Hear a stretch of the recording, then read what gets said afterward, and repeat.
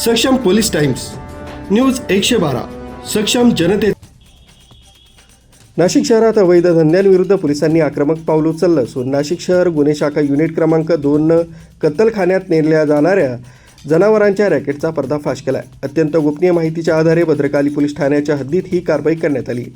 जुन्या नाशिकमधील doctor Zakir Hussain hospital परिसरातून संशयित महिंद्रा पिकअप वाहन जनावरांची अवैध वाहतूक करीत असल्याची माहिती पोलिसांना मिळाली होती.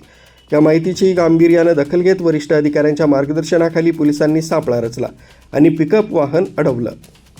पोलिसांनी वाहनाची झडती घेतली. त्यात क्रूरपणे कोंबलेली 2 गायी आणि 1 गोरा अशी एकूण 3 जनावरं आढळून आली. ही जनावरं कत्तलीसाठी नेली जात असल्याचं उघड झालंय. पोलिसांनी तत्काळ या जनावरांची सुटका करत पिकअप वाहन जप्त केलंय. या प्रकरणी पोलिसांनी 27 वर्षीय भद्रकाली येथील राहणारा रिजवान नूर आलम शेख याला बेड्या ठोकल्या असून भद्रकाली पोलीस ठाण्यात गुन्हा दाखल करण्यात आलाय.